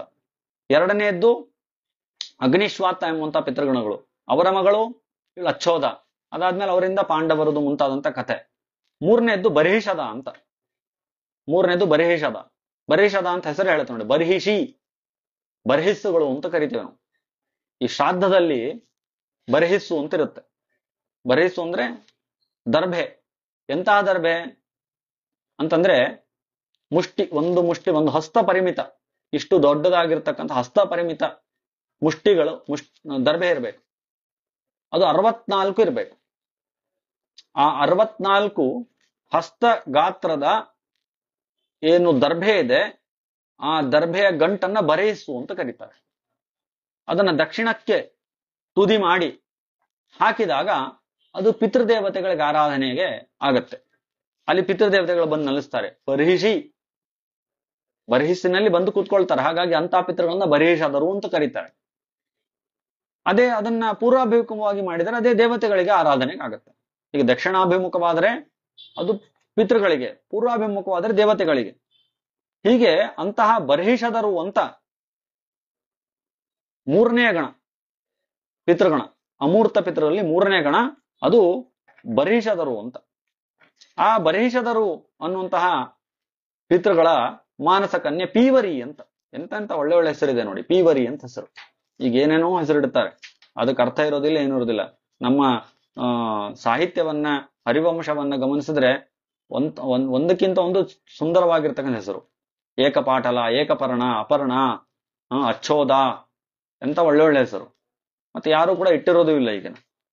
ಆ ರೀತಿಯಾಗಿ ಆ ಪೀವರಿ ಅಂತ ಅವಳ ಹೆಸರು. ಆ ಪೀವರಿ ಅವಳದು ನೋಡಿ, ಇಲ್ಲೂ ಕೂಡ ವೇದವ್ಯಾಸದೇವರಿಗೆ ಸಂಬಂಧ ಇದೆ. ವೇದವ್ಯಾಸದೇವರ ಮಗ ಯಾರು ಅಂತಂದ್ರೆ ಶುಕಾಚಾರ್ಯರು. ಶುಕಾಚಾರ್ಯರು ಅವರಿಗೆ, ನಮಗೆಲ್ಲ ಏನು ಗೊತ್ತು, ಅವರೆಲ್ಲ ಬ್ರಹ್ಮಚರ್ಯದಲ್ಲಿದ್ದಾರೆ ಅಂತ ನಮಗೆ ಕಲ್ಪನೆ ಇರುತ್ತೆ. ಯಾಕಂದ್ರೆ ಭಾಗವತ ಓದಬೇಕಾದ್ರೆ ಎಂ ಪ್ರೌರಜಂತಂ ಅನುಪೇತಂ ಅಪೇತ ಕೃತ್ಯಂ ದ್ವೈಪಾಯನೋ ವಿರಹ ಕಾತರ ಆಜುಹಾವ ಅಂತ ಅವರು ಬ್ರಹ್ಮಚಾರಿಗಳಾಗಿದ್ರು ಅಂತ ಅನ್ಸುತ್ತೆ. ಆದ್ರೆ ಶುಕಾಚಾರ್ಯಗೂ ಕೂಡ ಮದುವೆ ಆಗಿತ್ತು. ಅವಳು ಯಾರು ಅಂತಂದ್ರೆ ಶುಕಾಚಾರ್ಯರ ಪತ್ನಿ, ಇವಳೆ ಪೀವರ ಅನ್ನುವಂತ ಪತ್ನಿ. ಪೀವರ ಅಂತ ಅವಳ ಹೆಸರು. ಅವಳು ಯಾರು? ಅವಳು ಮೂರನೆಯ ಗಣ, ಪಿತೃಗಣ. ಬರ್ಹಿಷದರು ಅನ್ನುವಂತ ಪಿತೃಗಣ ಏನಿದೆಯಲ್ಲ, ಆ ಪಿತೃಗಣದ ಮಾನಸ ಕನ್ಯೆ ಪೀವರ. ಅವಳು ಶುಕಾಚಾರ್ಯರ ಪತ್ನಿ. ಆ ಶುಕಾಚಾರ್ಯರ ಪತ್ನಿ ಪೀವರ, ಅವರಲ್ಲಿ ಶುಕಾಚಾರ್ಯರಿಗೆ 5 ಜನ ಮಕ್ಕಳಾಗ್ತಾರೆ. ಆ 5 ಜನರು ಕೂಡ ಯೋಗ ಪ್ರವರ್ತಕರಾಗ್ತಾರಂತೆ. ಈ ಜಗತ್ತಲ್ಲಿ ಯೋಗವೆಲ್ಲವೂ ಕೂಡ ಬಂದಿದೆಯಲ್ಲ, ಅವೆಲ್ಲವೂ ಕೂಡ ಯೋಗ ಪ್ರವರ್ತಕರಾಗ್ತಾರೆ. ಕೃಷ್ಣ, ಗೌರ, ಪ್ರಭು, ಶಂಭು, ಭೂರಿಶ್ರವ ಅಂತ 5 ಜನ ಗಂಡು ಮಕ್ಕಳು. 6ನೇವಳು ಕೀರ್ತಿಮತಿ ಅಂತ. ಕೀರ್ತಿಮತಿ ಅಂತ 6ನೇವಳು. ಅವಳು ಕೂಡ ದೊಡ್ಡ ಯೋಗಿನಿ, ಯೋಗ ಮಾತೆ, ಯೋಗಿನಿ ಅವಳು. ಅಂತ ಕೀರ್ತಿಮತಿ ಅನೂಹ ಎಂಬುವಂತಹ, ಅಣೂಹ ಅಥವಾ ಅಣೂಹ ಎಂಬುವಂತಹ ಒಬ್ಬ ರಾಜನನ್ನ ಮದುವೆ ಆಗ್ತಾಳೆ. ಆ ಅನೂಹ ಮತ್ತು ಕೀರ್ತಿಮತಿ ಅವರ ದಾಂಪತ್ಯದಲ್ಲಿ ಬ್ರಹ್ಮದತ್ತ ಎಂಬಂತ ದೊಡ್ಡ ಶ್ರೇಷ್ಠ ಜ್ಞಾನಿ ಅವನು ಹುಡ್ತಾರೆ ಅಂತ ಇದೆಲ್ಲ ಕಥೆಯನ್ನ ಹೇಳ್ತಾರೆ. ಹಾಗ 3 ನೆನ್ಪಿಟ್ಟುಕೊಳ್ಳಿ, ಬ್ರಹ್ಮದತ್ತನ ಮುಂದೆ ಬೇಕಾಗತ್ತೆ. ಈ 3 ಪಿತೃಗಳು, ಇವ್ರು ಯಾರಿವ್ರು? ಅಮೂರ್ತ ಪಿತೃಗಳು. ಇದೇ ರೀತಿಯಾಗಿ ಮುಂದೆ ಸಮೂರ್ತ ಪಿತೃಗಳು ಅಂತ ಇದ್ದಾರೆ 4 ಜನ. ಅದು ಹೇಳಿದೆ ನಿಮ್ಗೆ ನಾನು ಹಿಂದೆನೆ. ಸುಕಲ ಅಂತ ಒಂದು ಆ ರೀತಿಯಾಗಿರ್ತಕ್ಕಂತಹ ಒಂದು, ಸುಸ್ವಧ, ಸುಕಲ, ಸೋಮಪ ಅಂತ 4 ಜನ ಸಮೂರ್ತ ಪಿತೃಗಳು ಅಂತಿದ್ದಾರೆ. ಒಟ್ಟಾರೆಯಾಗಿ 7 ರೀತಿಯಾಗಿರ್ತಕ್ಕಂಥ ಪಿತೃಗಳಿದೆ. ಈ ಪಿತೃಗಳ, ನಮ್ಮ ಚಿರಪಿತೃಗಳು, ಇವರ ಆರಾಧನೆ ನಾವು ಮಾಡಬೇಕಾದ ಶ್ರಾದ್ದದಲ್ಲಿ. ಈ ಎಲ್ಲಾ ಪಿತೃಗಳಿಗೂ ಕೂಡ ಒಡೆಯ ಯಮಧರ್ಮ. ನಾ ಹಿಂದೆ ಹೇಳಿದ್ದೆ ನಿಮಗೆ. ಅವನಿಗೆ ತಂದೆ ಯಾರು? ಶ್ರಾದ್ದದೇವ ಮನು. ಹಾಗಾಗಿ ಮನು ತನ್ನ ಕಾಲದಲ್ಲಿ ಈ ಪಿತೃದೇವತೆಗಳ ಆರಾಧನೆ ಏನಿದೆಯಲ್ಲ, ಅದು ತುಂಬಾ ಚೆನ್ನಾಗಿ ನಡಿಬೇಕು. ಅದೆಲ್ಲವೂ ಆ ಮನುವಿನ ಕರ್ತವ್ಯ. ಹಾಗಾಗಿ ಆ ಮನು ತನ್ನ ಮನ್ವಂತರದಲ್ಲಿ ಈ ಶ್ರಾದ್ದವೆಲ್ಲವೂ ಕೂಡ ತುಂಬಾ ಚೆನ್ನಾಗಿ ನಡಿಬೇಕು, ಪಿತೃದೇವತೆಗಳ ಆರಾಧನೆ ತುಂಬಾ ಚೆನ್ನಾಗಿ ನಡಿಬೇಕು ಅಂತ ವ್ಯವಸ್ಥೆ ಮಾಡ್ತಾ ಇದ್ದದ್ರಿಂದ ಅವನಿಗೆ ಶ್ರಾದ್ದ ದೇವ ಅಂತ ಹೆಸರು ಬಂತು. ಯಮಧರ್ಮ ಈ ಪಿತೃಗಳಿಗೆ ಅಧಿಪತಿ. ಹಾಗಾಗಿ ಯಮನಿಗೆ ಯಮನಿಗೂ ಕೂಡ ಶ್ರಾದ್ದ ದೇವ ಅಂತ ಹೆಸರು. ಈ ರೀತಿಯಾಗಿ ಪಿತೃಗಳ ಆರಾಧನೆಯನ್ನ ಮಾಡಬೇಕು. ಈ ಶ್ರಾದ್ದದಲ್ಲಿ ದೇವಸ್ಥಾನ ಮತ್ತು ಪಿತೃಸ್ಥಾನ ಅಂತ ಎರಡಿರುತ್ತೆ. ದೇವಸ್ಥಾನದಲ್ಲಿ ವಿಶ್ವದೇವತೆಗಳ ಆರಾಧನೆ, ಪಿತೃಸ್ಥಾನದಲ್ಲಿ ಪಿತೃಗಳ ಆರಾಧನೆ. ಅಲ್ಲಿಬ್ಬರು ಬ್ರಾಹ್ಮಣರನ್ನು ಕೂಡಿಸಿ, ಇಲ್ಲಿ 3 ಜನ ಬ್ರಾಹ್ಮಣರನ್ನು ಕೂಡಿಸಿ ಪಿತೃಗಳ ಆರಾಧನೆಯನ್ನು ಮಾಡಬೇಕು. ಪಿತೃಗಳಿಗೆ ನಾವು ಏನನ್ನೂ ಕೊಡಬೇಕಾದ್ರೆ ಸ್ವಧಾ ಅನ್ನುವಂತಹ ಹೆಸರಿನಿಂದ ಪಿತೃಗಳ ಆರಾಧನೆಯನ್ನು ಮಾಡಬೇಕು ಅಂತ ಕೊಡ್ಬೇಕು. ದೇವತೆಗಳಿಗಾರ್ಬೇಕು ಸ್ವಾಹ ಅಂತ ಕೊಡ್ಬೇಕು. ನಾವು ಸಾಮಾನ್ಯವಾಗಿ ಗಮನಿಸ್ತೀವಿ, ರಾಮಾಯ ಸ್ವಾಹ, ಕೃಷ್ಣಾಯ ಸ್ವಾಹ ಅಂತ ಹೇಳ್ತಾ ಇರ್ತೀವಿ. ದೇವತೆಗಳಿಗಾಗುವಾಗ ಸ್ವಾಹ, ಪಿತೃಗಳಿಗಾಗುವಾಗ ಸ್ವಧಾ, ಪಿತೃಭ್ಯ ಸ್ವಧಾ ಅಂತ ಹೇಳ್ತೀವಿ. ಹಾಗಾಗಿ ಏನೇ ಕೊಡಬೇಕಾದ್ರೂ ದೇವತೆಗಳಿಗೆ ಸ್ವಾಹಾಕಾರದಿಂದ ಕೊಡಬೇಕು. ಸ್ವಾಹ ಅಂತೆ ಜುಹುಯಾತ್ ಸುಧೀಹಿ ಅಂತ ಕಾರಿಕೆ ಹೇಳುತ್ತೆ. ಸ್ವಾಹ ಅಂತ ಹೇಳೋ ಮೂಲಕ ಅವರಿಗೆ ನಾವು ಸಮರ್ಪಣೆಯನ್ನ ಮಾಡಬೇಕು. ಪಿತೃಗಳಿಗೆ ಸಮರ್ಪಣೆ ಮಾಡಬೇಕಾದ್ರೆ ಹೇಗೆ ಮಾಡ್ಬೇಕಪ್ಪ ಅಂತಂದ್ರೆ, ಪಿತೃಗಳಿಗೆ ಸಮರ್ಪಣೆ ಸ್ವಧಾ ಅನ್ನುವಂತ ನಾಮದಿಂದಾಗಿ ಮಾಡಬೇಕು. ಈ ರೀತಿಯಾಗಿ ಅಪ್ರಜಾಸು ಸವತ್ಸಾಸು ದಾತವ್ಯಾಹ ಶುಚಿಪಿಂಡಕಾಹ, ಇವರಿಗೆ ಪಿಂಡದ ರೂಪದಿಂದಾಗಿ ಇವರಿಗೆ ನಾವು ಸಮರ್ಪಣೆಯನ್ನ ಮಾಡಬೇಕು, ನಮ್ಮ ಶ್ರದ್ಧೆಯನ್ನ ಸಮರ್ಪಣೆ ಮಾಡಬೇಕು. ಹೀಗೆ ಆ ಪಿತೃಗಳೆಲ್ಲರೂ ಕೂಡ ಎಲ್ಲಿದ್ದಾರೆ? ಚಂದ್ರಲೋಕಕ್ಕಿಂತ ಮೇಲೆ ಒಂದು ಸನಾತನ ಅನ್ನುವಂಥ ಲೋಕ ಇದೆ, ಆ ಲೋಕದಲ್ಲಿದ್ದಾರೆ. ಆ ಚಂದ್ರನ ಕಿರಣಗಳ ಮೂಲಕವಾಗಿ ಅವರು ನಾವು ಸಮರ್ಪಣೆ ಮಾಡಿರ್ತಕ್ಕಂತಹ ಈ ಪಿಂಡಾದಿಗಳನ್ನ ಅಥವಾ ಏನೇ ಆಗಲಿ ತರ್ಪಣ ಮೊದಲಾದ ಯಾವುದನ್ನು ಕೂಡ ಸ್ವೀಕಾರ ಮಾಡ್ತಾರೆ. ಅವರು ಸ್ವೀಕಾರ ಮಾಡಿ ನಮ್ಮ ಪಿತೃಗಳೇನಿದ್ದಾರೆ ಅವರಿಗೆ ಒಳ್ಳೆಯದನ್ನ ಮಾಡ್ತಾರೆ. ಮತ್ತೆ ನಮ್ಮ ಕರ್ತವ್ಯ ಮಾಡಿದ್ದಿಂದಾಗ ನಮಗೂ ಕೂಡ ಶ್ರೇಯಸ್ಸನ್ನ ಕೊಡ್ತಾರೆ. ಅದಕ್ಕೆ ಹೇಳ್ತಾರೆ, ಪಿತರಃ ಪುಷ್ಟಿಕಾಮಸ್ಯ ಪ್ರಜಾಕಾಮಸ್ಯ ವಾ ಪುನಃ ಪುಷ್ಟಿಂ ಪ್ರಜಾಂತ ಸ್ವರ್ಗಂ ಚ ಪ್ರಯಚ್ಛಂತಿ ಪಿತಾಮಹ. ನೋಡಿ, ಹಾಗಾಗಿ ಪಿತೃಗಳನ್ನ ಆರಾಧನೆ ಮಾಡಬೇಕು ಅಂತಂದ್ರೆ ಅವರು ಏನನ್ನು ಕೊಡ್ತಾರೆ? ಪಿತೃಗಳ ಆರಾಧನೆ ಮಾಡಿದ್ರೆ ಮುಖ್ಯವಾಗಿ ಹೇಳ್ತಾರೆ, ಪುಷ್ಟಿಂ ಪ್ರಜಾಂತ ಸ್ವರ್ಗಂ ಚ, ಪ್ರಜೆಗಳನ್ನ ನಮ್ಮ ಸಂತಾನವನ್ನು ಮುಂದುವರಿಯ ಹಾಗೆ ಮಾಡ್ತಾರೆ. ಮುಖ್ಯವಾಗಿ ಪ್ರಜಾ ತಂತು ಮಾ ವ್ಯವಚ್ಛೇತ್ಸಿಹಿ ಅಂತ ಉಪನಿಷತ್ತು ಉಪದೇಶ ಮಾಡುತ್ತೆ. ಸಂತಾನ ಎಂಬುದು ಮುಂದುವರಿತಾ ಇರಬೇಕು ಅಂತ. ಅದರ ಪ್ರತಿಬಂಧಕ ಆದಾಗ ಪಿತೃಗಳ ಒಂದು ಆರಾಧನೆ ಸರಿಯಾಗಿ ನಡೆದಿಲ್ಲ ಅಂತ ಅರ್ಥ. ಪಿತೃಗಳ ಆರಾಧನೆ ಸರಿಯಾಗಿ ನಡೆದಿಲ್ಲ ಅಂತ ಆದ್ರೆ ನಾವು ಆರಾಧನೆಯನ್ನ ಸರಿ ಮಾಡಬೇಕು ಅನ್ನೋದು ಗೊತ್ತಾಗತ್ತೆ. ಸರಿಯಾದ ರೀತಿಯಲ್ಲಿ ಮಾಡಬೇಕು, ಏನೋ ಲೋಪದೋಷ ಆಗಿದೆ ಅಂತ ಗೊತ್ತಾಗುತ್ತೆ. ಹಾಗಾಗಿ ಅಂತಹ ದೇವತೆಗಳಿಗೂ ಪಿತೃಗಳಾಗಿದ್ದಾರೆ, ಪರಸ್ಪರ ಪಿತೃಗಳು ಅಂತ ಹಿಂದೆ ಹೇಳದ್ನಲ್ವಾ, ದೇವತೆಗಳಿಗೂ ಪಿತೃಗಳಾಗಿದ್ದಾರೆ. ಹಾಗಾಗಿ ಅಂತಹ ಅನ್ಯೂನ್ಯ ಪರಸ್ಪರ ಪಿತೃಗಳು ಆಗಿರ್ತಕ್ಕಂತಹ ಆ ಪಿತೃದೇವತೆಗಳೇನಿದ್ದಾರೆ ಅವರು 7 ರೀತಿಯಾಗಿದ್ದಾರೆ, 7 ಗಣಗಳಾಗಿದ್ದಾರೆ. ಆ 7 ಗಣಗಳ ಬಗ್ಗೆ ಈಗ ಎಲ್ಲವನ್ನೂ ಕೂಡ ನಾವು ತಿಳ್ಕೊಂಡ್ವಿ.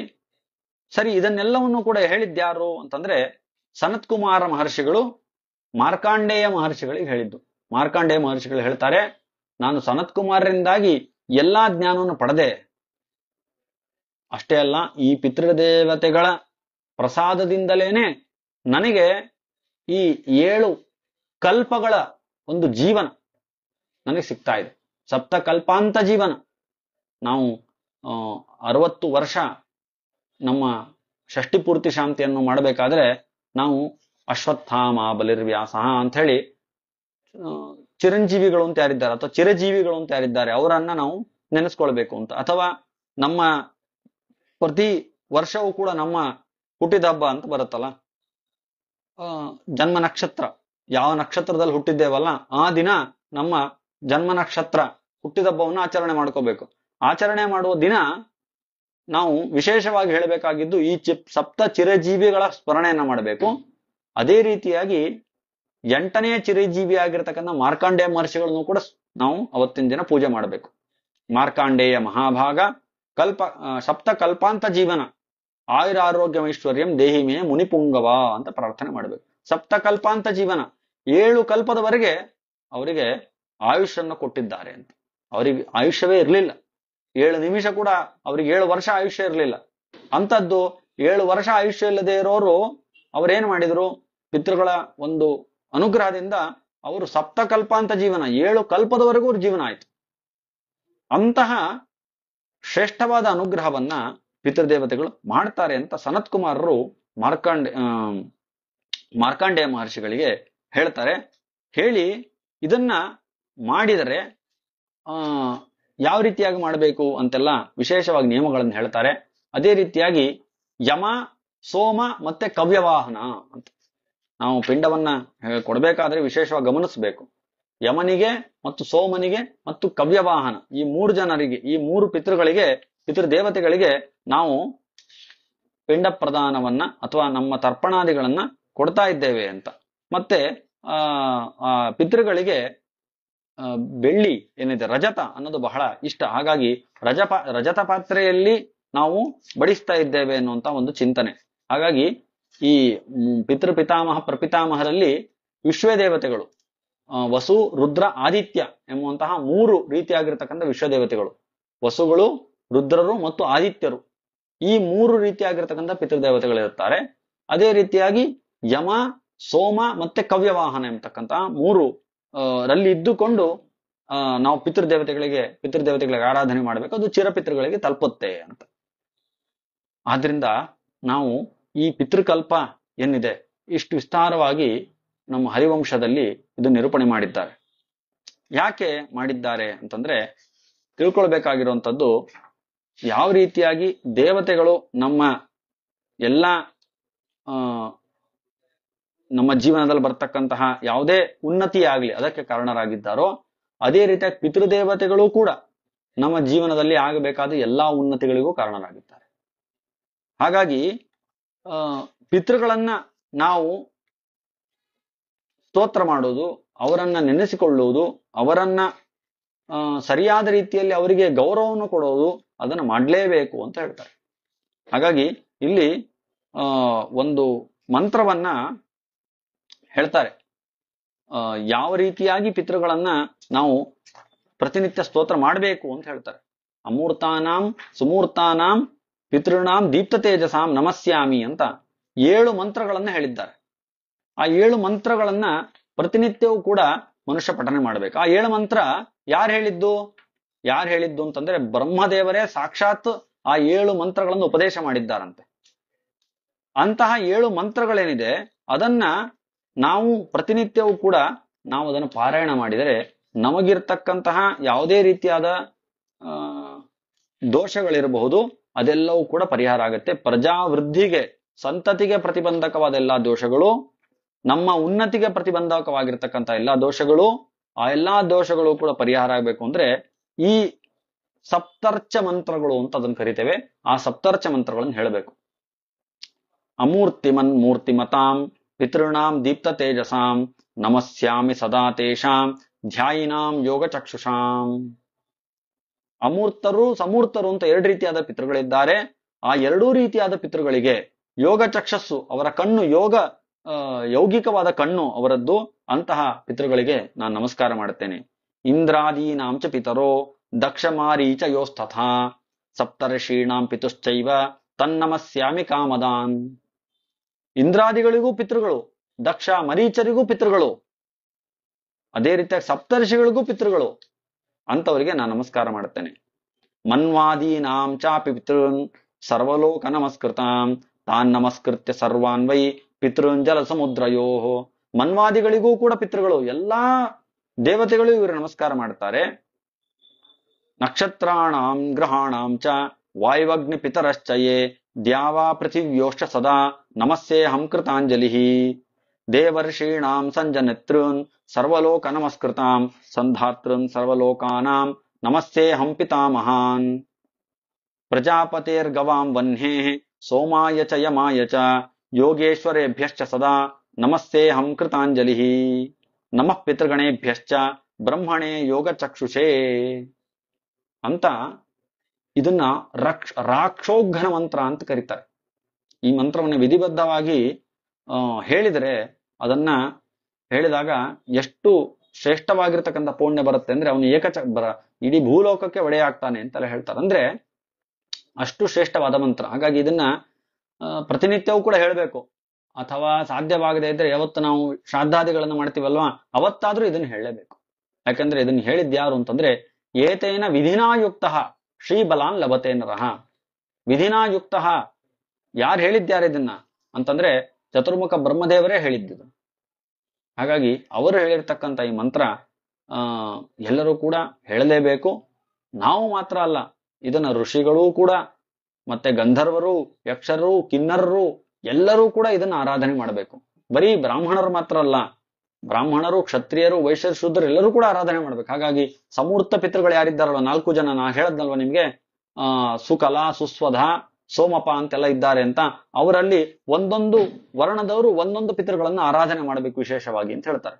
ಹಾಗಾಗಿ ಎಲ್ಲರೂ ಕೂಡ, ಮನುಷ್ಯರಲ್ಲ, ಮನುಷ್ಯರು, ದೇವತೆಗಳು, ಗಂಧರ್ವರು ಎಲ್ಲರೂ ಕೂಡ ಪಿತೃಗಳ ಆರಾಧನೆಯನ್ನ ಮಾಡಲೇಬೇಕು. ಹಾಗಾಗಿ ಆ ಪಿತೃಗಳ ಆರಾಧನೆ ವಿಶೇಷವಾಗಿ ನಡೆಸಿ ಅದರಿಂದಾಗಿ ನಾವು ಪುಣ್ಯವನ್ನು ಸಂಪಾದನೆ ಮಾಡಿ ನಮ್ಮ ಜೀವನದಲ್ಲಿ ಆಗ್ತಕ್ಕಂತಹ ಯಾವುದೇ ಅಸ್ಥಿರತೆಗಳಿದ್ರು ಅದನ್ನೆಲ್ಲ ಪರಿಹಾರ ಮಾಡ್ಕೊಳ್ಳಿಕ್ಕೆ ಪ್ರಯತ್ನ ಮಾಡಬೇಕು. ಅದು ಆಗಬೇಕು ಅಂತಂದ್ರೆ ಅದಕ್ಕೆ ಅದರ ಮಹತ್ವವನ್ನು ತಿಳ್ಕೊಳ್ಬೇಕು ಅಂತಂದ್ರೆ ಅದಕ್ಕೆ ಹರಿವಂಶದ ಈ ಪಿತೃಕಲ್ಪ ಅದನ್ನ ಶ್ರವಣ ಮಾಡಬೇಕು. ಆ ಶ್ರವಣ ಮಾಡಿರೋದ್ರಿಂದ ಪುಣ್ಯದಿಂದ ಇನ್ನೂ ಹೆಚ್ಚೆಚ್ಚು ಶ್ರದ್ಧೆಯಿಂದಾಗಿ ನಮಗೆ ಪಿತೃಕರ್ಮ ಅಥವಾ ಶ್ರಾದ್ದ ಅದನ್ನ ಮಾಡ್ಲಿಕ್ಕೆ ಮನಸ್ಸು ಬರುತ್ತೆ. ಪ್ರತಿನಿತ್ಯವೂ ಕೂಡ ಪಿತೃಗಳನ್ನ ನಾವು ನೆನೆಸ್ಕೊಳ್ಬೇಕು ಅಂತ ಹರಿವಂಶ ಹೇಳುತ್ತೆ. ಹೀಗೆ ಆ ಮಾರ್ಕಂಡೇಯ ಮಹರ್ಷಿಗಳು ಸನತ್ ಕುಮಾರ್ ಹತ್ರ ಎಲ್ಲಾ ಜ್ಞಾನವನ್ನು ಪಡಿತಾರೆ. ಸನತ್ ಕುಮಾರ್ ಹೇಳ್ತಾರೆ, ಈ ಪಿತೃಗಳನ್ನ ಕಾಣ್ಲಿಕ್ಕೆ ನಿನ್ನಂತಹ ಜ್ಞಾನಿಗೆ ಆಗ್ತಾ ಇಲ್ಲ, ಇನ್ನ ಮನುಷ್ಯರಿಗೆ ಎಲ್ಲಿ ಆಗ್ಲಿಕ್ಕೆ ಸಾಧ್ಯ? ಹಾಗಾಗಿ ನಿನ್ನ ದಿವ್ಯವಾದ ಚಕ್ಷುಷನ್ನು ಕೊಡ್ತೇನೆ, ನೀನ್ ಈ ಪಿತೃಗಳನ್ನ ನೋಡು ಅಂತ ಅವರು ದಿವ್ಯವಾದ ಚಕ್ಷುಷ ಕೊಡ್ತಾರೆ. ಯೋಗ ಮಾರ್ಗವನ್ನು ಉಪದೇಶ ಮಾಡ್ತಾರೆ. ಎಷ್ಟು ವರ್ಷ? 18 ವರ್ಷ ಉಪದೇಶ ಮಾಡ್ತಾರಂತೆ. ಆದ್ರೆ ಅವನು ಹೇಳ್ತಾನೆ, 18 ವರ್ಷಾಣಾಂ ಏಕಾಹಮಿತಿ ಮೇಮತಿ. 18 ವರ್ಷ ಹೋದ್ರೆ ನನಗೇನೋ ಒಂದು ದಿನ ಹೋದಂಗ ಆಯ್ತು ಅಂತ. ಅಷ್ಟು ಮಾರ್ಕಂಡೇಯ ಮಹರ್ಷಿಗಳು ಆ ಯೋಗದ ಸಿದ್ಧಿಯನ್ನ ಮಾಡ್ಕೊಳ್ತಾರೆ. ಅದಾದ ಮೇಲೆ ಮಾರ್ಕಂಡೇಯ ಮಹರ್ಷಿಗಳು ಇದೆಲ್ಲವನ್ನು ಕೂಡ ಭೀಷ್ಮಾಚಾರ್ಯಗೆ ಹೇಳ್ತಾ ಬರ್ತಿರ್ತಾರೆ. ಭೀಷ್ಮಾಚಾರ್ಯರು ಇದನ್ನು ಯುಧಿಷ್ಠಿರಿಗೆ ಹೇಳ್ತಾ ಇದ್ದಾನೆ. ಈ ಕಥೆಯನ್ನ ಕೇಳಬೇಕಾದ್ರೆ ಯುಧಿಷ್ಠಿರನಿಗೆ ಒಂದು ಸಂಶಯ ಬರುತ್ತೆ. ನೀವು ಹೇಳಿದ್ರಿ ಹಿಂದೆ ಆ ಬರಿಷದ ಎಂಬಂತ ಪಿತೃಗಳೇನಿದ್ದಾರೆ ಅವಳ ಮಗಳು ಪೀವರಿ, ಅವರ ಪೀವರಿಯ ಮಗಳು ಕೀರ್ತಿಮತಿ, ಆ ಕೀರ್ತಿಮತಿಗೆ ಅಣುಹ ಎಂಬಂತಹ ಅವನ ರಾಜನ ಜೊತೆ ಮದುವೆ ಆಗತ್ತೆ. ಅವನಲ್ಲಿ ಬ್ರಹ್ಮದತ್ತ ಅಂತ ಹುಟ್ಟುತ್ತಾನೆ ಅಂತ ಹೇಳಿದ್ರಿ. ಈ ಬ್ರಹ್ಮದತ್ತ ಕೇಳಿದ್ದೇನೆ, ಇವನು ನಮ್ಮ ವಂಶದಲ್ಲೇ ಬಂದಿರತಕ್ಕಂಥವನು, ಭಾರಿ ಶ್ರೇಷ್ಠನಾಗಿರ್ತಕ್ಕಂತಹ ಒಬ್ಬ ರಾಜ ಅಂತ ಹೇಳ್ತಾರೆ. ಅಣುಹ ಅವನ ತಂದೆ. ಯಾವ ಕಾಲದಲ್ಲಿ ಈ ಬ್ರಹ್ಮದತ್ತ ಎಂಬಂತವನು ಹುಟ್ಟಿದ? ಅವನು ಅತ್ಯಂತ ಶ್ರೇಷ್ಠನಾಗಿರ್ತಕ್ಕಂಥ ಧರ್ಮ ಶಾಲಿಯಾಗಿರ್ತಕ್ಕಂಥ ರಾಜ ಅಂತ ನಾನು ಕೇಳಿದ್ದೇನೆ. ಅವನ ಚರಿತ್ರೆ ಏನು ಅಂತ ನಮಗೆ ಹೇಳಿ ಅಂತ ಆ ಬ್ರಹ್ಮದತ್ತನ ತುಂಬಾ ಸುಂದರವಾಗಿರ್ತಕ್ಕಂಥ ಚರಿತ್ರೆಯನ್ನ ಹೇಳಿ ಅಂತ ಕೇಳಿದಾಗ ಭೀಷ್ಮಾಚಾರ್ಯರು ಆ ಬ್ರಹ್ಮದತ್ತನ ಚರಿತ್ರೆಯನ್ನ ಹೇಳಿದಕ್ಕೆ ಪ್ರಾರಂಭ ಮಾಡ್ತಾರೆ. ಆ ಚರಿತ್ರೆಯ ಭಾಗವನ್ನ, ಬ್ರಹ್ಮದತ್ತನ ಕಥೆಯನ್ನ ನಾವು ಮುಂದುವರಿಸ್ತಾ ನಾಳೆ ಅದನ್ನು ನೋಡೋಣ. ಈ 3 ದಿನಗಳಲ್ಲಿ ನಾವೇನ್ ಮಾಡಿದೆ, ಪಿತೃಗಳ ವಿಶೇಷವಾಗಿ ನಾವು ಚರಿತ್ರೆಯನ್ನ, ಅವರ ಕಥೆಗಳನ್ನ, ಅವರ ಸಾಮರ್ಥ್ಯವನ್ನ ಅದೆಲ್ಲವನ್ನು ಕೂಡ ಕೇಳಿದ್ದೇವೆ. ಆ ಕೇಳೋದ್ರಿಂದ ಯಾರಿಗೆ ಪಿತೃ ದೋಷಗಳಿದ್ದರೂ ಕೂಡ ಅಥವಾ ಪಿತೃಗಳ ಒಂದು ದೋಷಗಳಿದ್ರೂ ಕೂಡ ಅದು ಇದರ ಶ್ರವಣದಿಂದಾಗಿ ಪರಿಹಾರ ಆಗಬೇಕು ಅಂತ ನಾವು ಪಿತೃಗಳಲ್ಲಿ ಪ್ರಾರ್ಥನೆ ಮಾಡ್ತಾ ಈ ಒಂದು ಜ್ಞಾನ ಯಜ್ಞವನ್ನ ಆ ಪಿತೃಗಳ ಅಂತರ್ಯಾಮಿಯಾಗಿರ್ತಕ್ಕಂತಹ ಜನಾರ್ದನನಿಗೆ ಸಮರ್ಪಣೆ ಮಾಡ್ತಾ ಇದ್ದೇನೆ. ಶ್ರೀಕೃಷ್ಣ ಅರ್ಪಣಮಸ್ತು.